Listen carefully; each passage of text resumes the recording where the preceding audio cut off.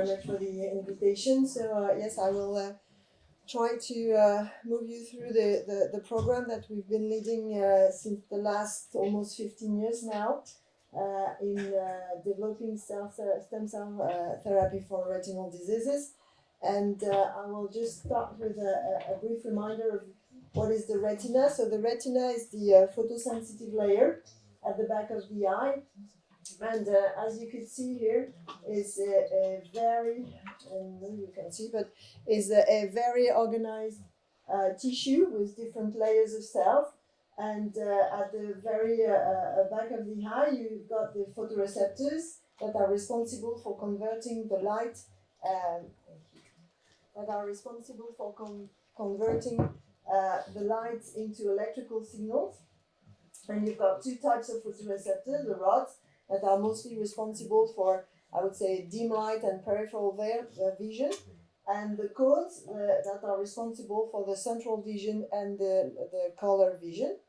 And here at the very back of the eye, you've got a layer of epithelial cells that are performing a lot of crucial functions for photoreceptors, and I generally call them the babysitters of the photoreceptors because they are providing nutrients, they are absorbing the excess of light, they are cleaning the photoreceptor by doing phagocytosis. So they really are very important for the function of the photoreceptors. And if you are looking about diseases, I will focus today on two types of diseases, the retinitis pigmentosa, which are inherited diseases with mutations that could affect photoreceptors or RPE cells. And I will mostly focus on the one that affect the RPE, the retinal pigmented epithelial cells today. And here you can see that the patients are suffering for peripheral loss of vision that are going through the centers, that they have this tunnel vision. And actually there's just one gene therapy that is available for those patients for RPE65, so very dependent on mutation.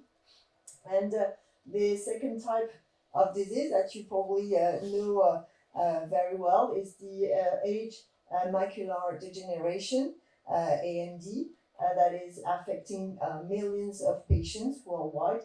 And there are few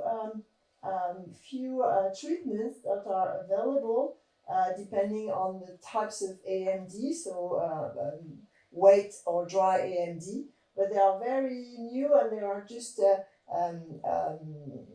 improving some of the patients, and they're not lasting in time. So the problem with those retinal cells is it's neuron cells, but even for the epithelial cells, when they are dying or they're not functioning, they are not repaired and not replaced. So when they're gone for good. So need for strategies, therapeutical strategies. And just to give you some numbers, so the retinitis pigmentosa is a rare disease affecting about 40,000 patients in France, and monogenic disease, but for the age-related macular degeneration, it's multifactorial, polygenic, and it affects about 2 million patients in France. So, as I said, the cells are not replaced when they are gone, and there are some needed for treatments. And depending on the stage of the disease, different treatments have been tried. So gene therapy, I've talked about that already, but also electronical retinal prosthesis, optogenetic to try to replace some non-photosensible cells, turning non-photosensible cells into photosensitive cells. And today I will focus my talk on gene therapy, on stem cell therapy, excuse me.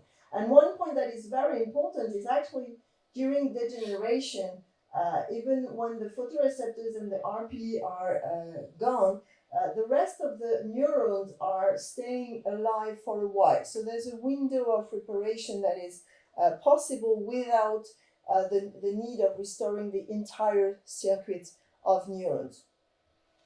But for the tool that we're using in the lab, and I will go very quickly on that because you all know about it, we are using the human pluripotent stem cell in the lab, and the idea was to actually use human embryonic stem cells, or iPS, to get some retinal cells in order to replace the cells that are dysfunctioning or dying in the retina. But depending on the stages of the disease in those retinitis pigmentosa or in this AMD patient, you will not have to replace the same type of cells. So in the early phase of the disease, for initial RP dysfunction, for example, we will need to replace the RP layer. But when you have initial photoreceptor dysfunctioning in retinitis pigmentosa, where the mutation affects the photoreceptors, then you will need to replace the photoreceptors. And for advanced RP or advanced AMD, you might want to replace actually all the layers, and you will need to build more complex tissue to replace the retina.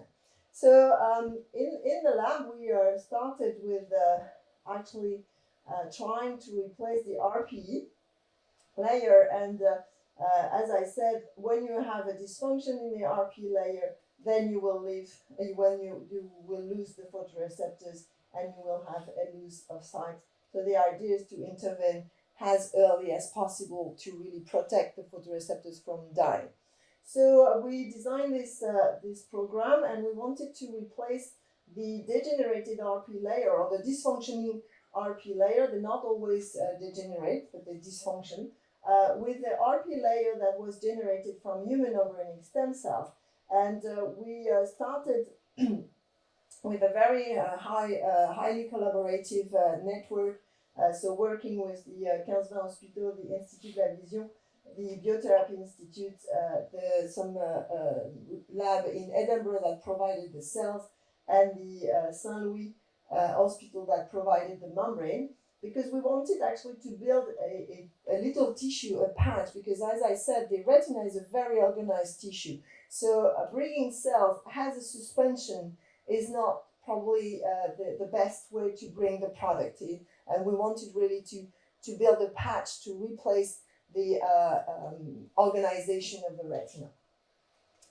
And the idea again was to delay the photoreceptor death.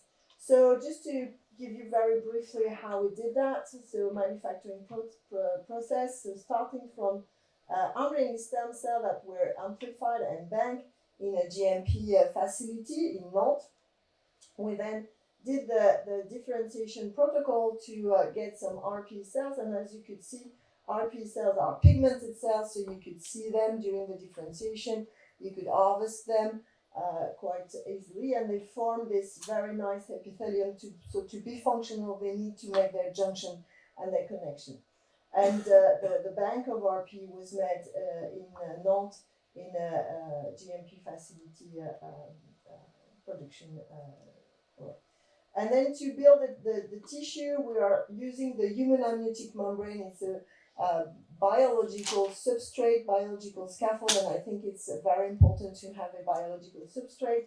And then we sew the human amniotic membrane. We do an enzymatic treatment to remove the cells that are on the surface, and we put everything together by using this little culture insert, and it's like a tambourine. So you put the membrane in between and you clip the two parts, and then you have the membrane that is serving as a substrate, as a scaffold to put the cells, and then you could culture the cells for 4 weeks, and you have these nice monolayers living on the human amniotic membranes. We checked that the cells were functional, and as I said, one of the functions is the phagocytosis of the outer segments of the photoreceptor. That's the green dots that you are seeing here. That was that were phagocytosis by the RP cells. And then the last step was actually to embed. So after 4 weeks, to embed the product into gelatin, because the amniotic membrane is very subtle. So it's very difficult to manipulate. So actually embedding in gelatin allowed us to manipulate and to cut the product as we wanted, and I will come back to that. So of course, there were some quality controls that were performed during the process of differentiation on the cell bank, and then during the process of manufacturing the final product. And I've just summarized the different quality control you could see here. So the product is a 5 by 3 millimeters SIM card little patch, and we perform the classical quality control, identity, purity, safety, impurity, potency, and the integrity, because we wanted to see the integrity of the product.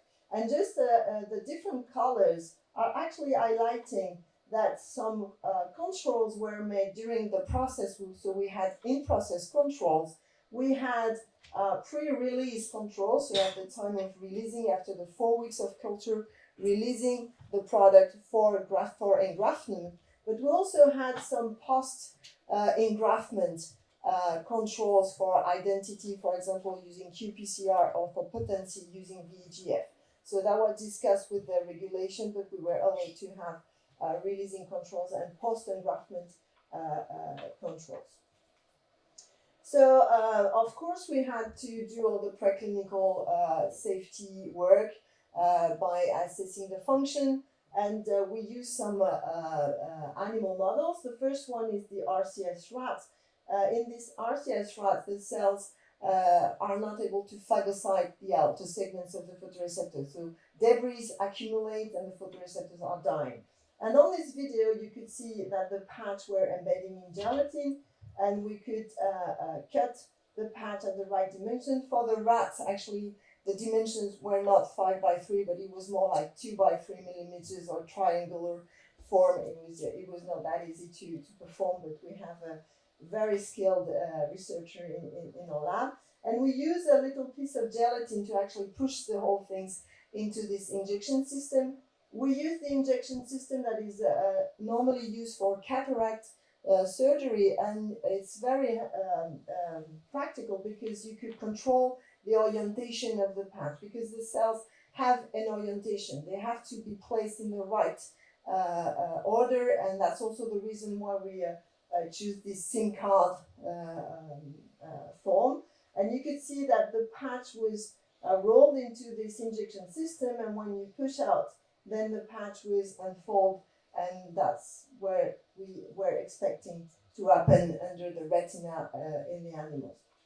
And actually, we moved to a bigger animal, so we moved to the non-human primate, and actually to do that, we also had to implement the system to prepare the patch. So we had to develop a device in order to put the gelatin, to cut the system, to cut the patch without using scissors and forceps. That was not really good for moving into clinical trials. So we designed this, I would say, a 3-in-1 device with this trim mold. So you put the culture insert here, and by using different caps, you will be able to inject the gelatin and then to transport the product from Nantes, where it was produced, to Paris, where it was injected, and then to cut actually the patch at the right direction by using this little metal buzzer system.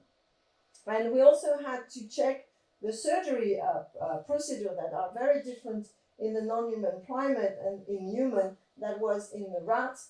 So the approach is a little bit different. So we use non-lesioned non-human primate to actually assess the safety of the surgery. And here this is the result. So you can see the patch that was implanted, and the target area for implantation is actually the macula. So the idea is to preserve the central vision of the patient. And you could see that the patch is actually very well placed. It's flat. It's not affecting the organization of the retina. We check about the function. We check about the inflammation. We didn't see any problems. And we even see some connections between the patch that is here, and in green you have the endogenous photoreceptors that really connect with the grafted cells, and we could even see some evidence of phagocytosis, suggesting that the RP that were injected were functional and were able to do the phagocytosis. That was the function they meant to do. So we also did all the safety preclinical experiment. I will go very quickly. We wanted to assess first tumorigenicity, because that was actually the first concern about regulation, about events of proliferation, abnormal proliferation of eventual remaining pluripotent stems in our product. And actually, we didn't see any abnormal proliferation, any teratoma formation in the groups injected with RPE. And we also did some toxicity and biodistribution study in rats to check that actually cells were not going elsewhere in the body, in other organs, and staying in the eye. And again, we didn't see any major problems in these studies. So by doing this, I've put a slide that actually summarizes about 10 years of research, and actually that's followed the slide that you've shown for gene therapy. So starting from fundamental work and going to preclinical work, and then finally reaching the clinical trial stage. And actually this clinical trial was approved in 2019 for retinitis pigmentosa patients that are carrying different mutation, because the purpose was to show that, okay, even with different mutation, the cells were able to maybe stop the disease, even if it's a safety trial. First, we wanted to assess the safety, but the idea was really to show that the cell therapy could be applied to different types of patients. So we started in 2019, and a few months later, we were hit by the pandemic, as everyone else. But we were able to start this clinical trial, and it's conducted in the 15-20 Hospital, and it's directed by the surgeon, the Dr. Stéphane Bertin, who was involved actually in the program since the beginning. And I think it's a very important point to have the clinician embarked very early in the process. And the idea, of course, is to assess the safety of this product, but we were able to design 2 cohorts. The first one with 2 patients with a very bad acuity. They are legally blind, so they just see some lights and that's it.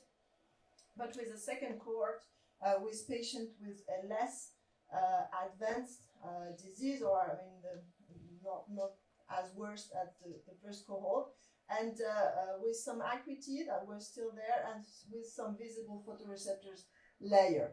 And even if the primary objectives are really the safety, we wanted to see if maybe we could have some evaluation of visual function. And just to show you the process about the first year of following. So during the first year, the patient had lots of visits with different exams, ophthalmologic, but also labs follow-up.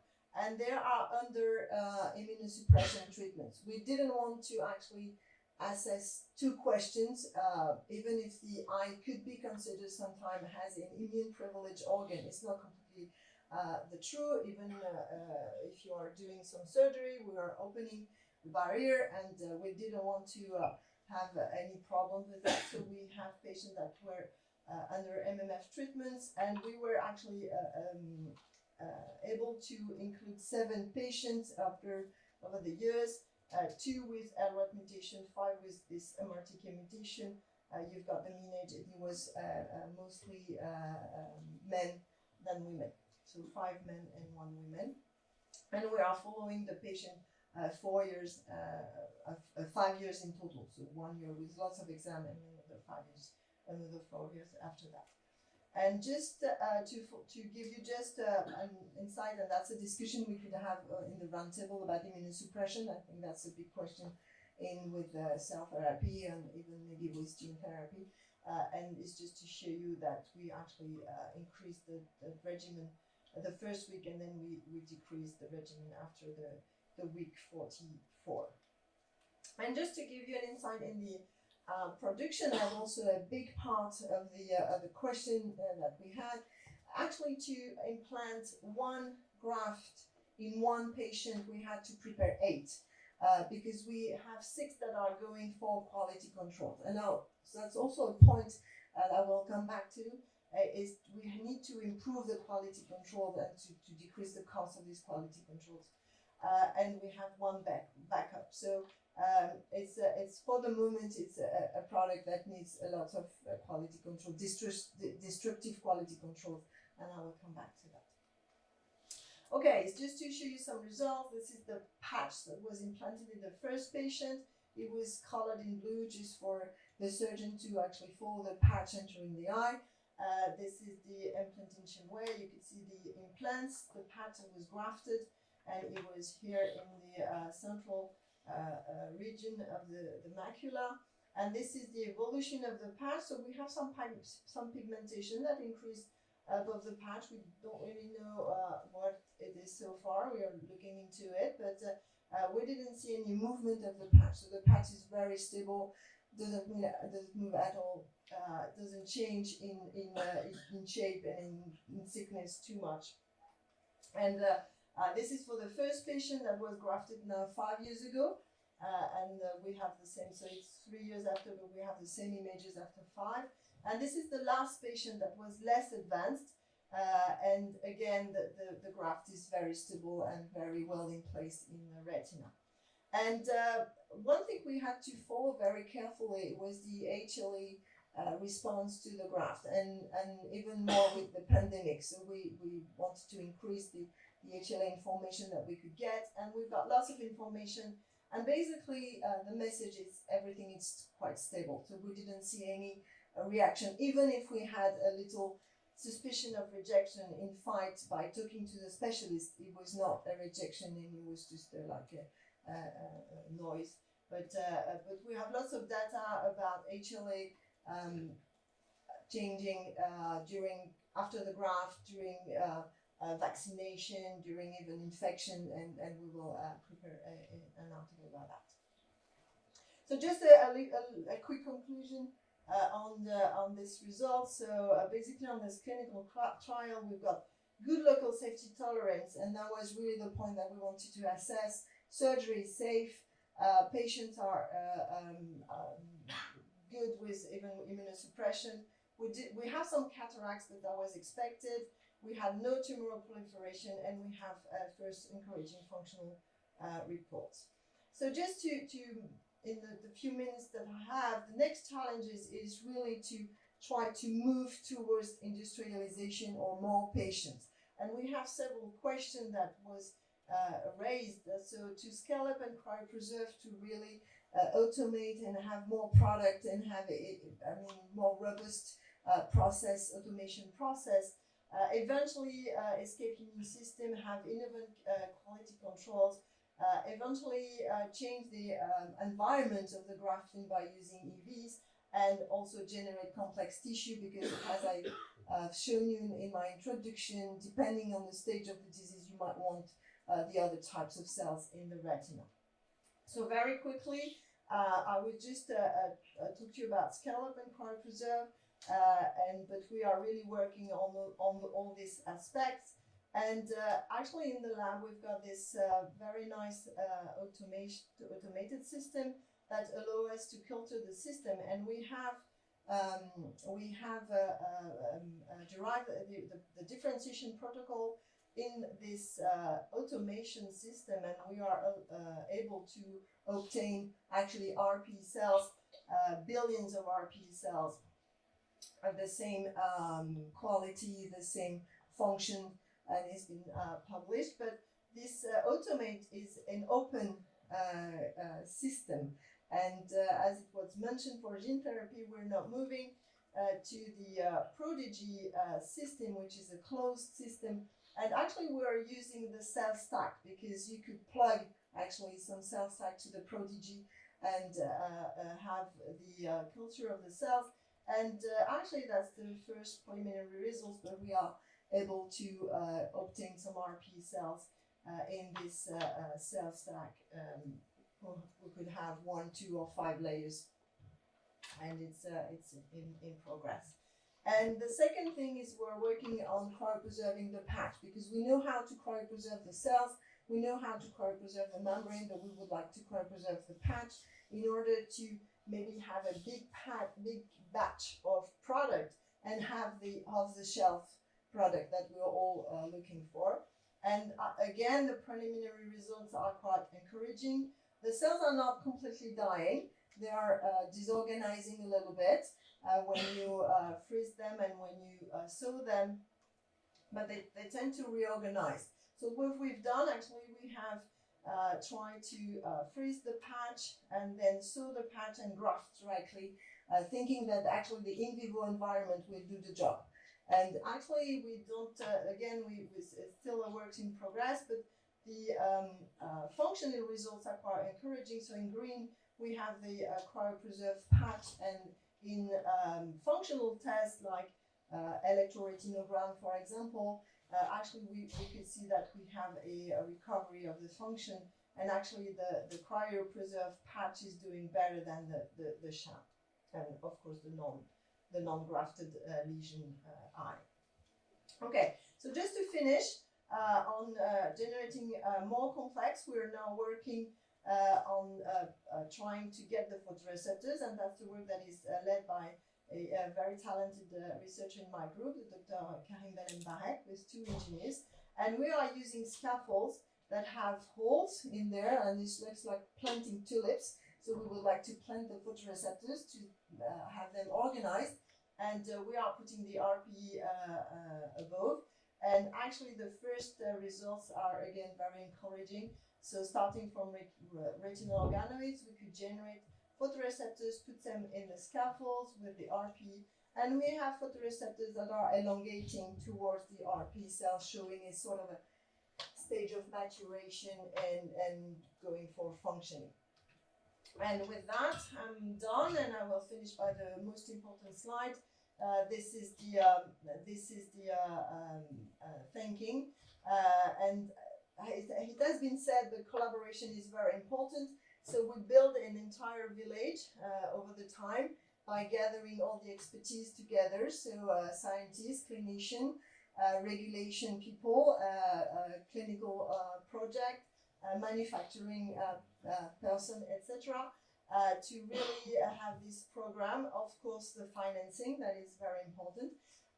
But it's really all types of expertise that allow these programs to be successful. And I will finish by also thanking the patients that embark in this adventure. And I thank you for your attention. For this next presentation, it's a great topic because we know that eyes are a great target because you have less problem, I guess, than for other kind of treatment. But how many patients have been treated with the, except the silent that you showed, with the gene therapy for the RP65, well, I don't have the numbers, so I will make some mistakes. I think it's now probably dozens that has been treated with RP65. The RP65 looks too nice on the market. So in France? It's France too, yeah. It's France since, I would say, 2017 or 2018. Yeah, because I tried to check in the big databases, the public ones, for the patients treated with the Luxturna, for example. But I didn't find, I found just 5 patients, and wonder is it's not possible. Yeah, so there is a problem of a record in the product. Okay, and so do you think that you can be free of immunosuppressive treatment concomitant? Because for instance, in our trial for deafness, the discussion was it's needed or not. So it's different to the year from that, but as probably we can be free of this, of corticosteroids or other immunosuppressive treatment. Completely free, I don't think so. I think you need to cover the surgery time, at least. We might not need a year. I mean, other studies have been doing 3 months or 6 months. Really, on this study, we didn't want to actually ask the question on this clinical trial. So we wanted to be sure that to cover long periods to be able to assess if the survival of the cell. We don't know if the cells are still there. We have inside that they might be there, but we're not sure for sure. But yeah, that's a big question, and that's a question that is very difficult to tackle with experiments. It's difficult to do in animals, even with humanized animals. So I don't know. We need to look at the other clinical trials that are running. I mean, I think that The only one that is not doing a systemic immunosuppression was the clinical trial run by the British. And they actually put a capsule of corticoids inside the eye that released corticoids. And actually the patient had a benefit for about 2 years, and then it decreased. And it should be also the live of release of the corticoids for the capsid. So it might be related, not sure. I think we need at least to cover I would say, injection inflammation. And the thing is also in AMD. AMD disease is a very inflammatory reactive disease, and for retinitis pigmentosa it's a little bit less, but still we could have inflammation. So I mean, to have some sort of immunosuppression treatments could also try to decrease a little bit the inflammation, the local inflammation, and to help the cells to survive and integrate. So okay, so according to the disease, yeah, the decision. Thank you very much.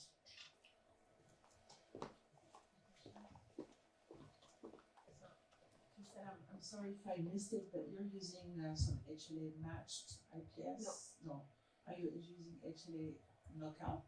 No. IPS? No. So we're using ES. Well, I mean, or ES cells? Yes, we are using completely allogenic ES cells. Why not using HLA knockout? Because when we started the program 10, 15 years ago, it was not on the market. Even the IPS was not clinical. There was the great idea that they were no, I mean, that was the idea at the time, which was wrong. Not sure about that, but no, we're thinking about it. I mean, really, we have some improvement to make to the product. One could be to move to IPS that are less immunogenic, and that's actually the program. I didn't have time to go into it, so there's a program in the lab trying to with putting some specific sequence or knocking down some things to make the cells like ghost cells, I would say, almost invisible to the immune system. So that there are programs on it. We are looking into it. We might not need that into the eye. So again, depending on the organ, we might go without that. I don't know the answer. I think that's the same question for immunosuppression. But for the moment, the clinical trial is run with ES and allogen. No. So this is one cell line that is actually. Other questions? If not, then we'll close that session. Welcome you to go and have coffee, and then we'll come back at 11:30 for the round table.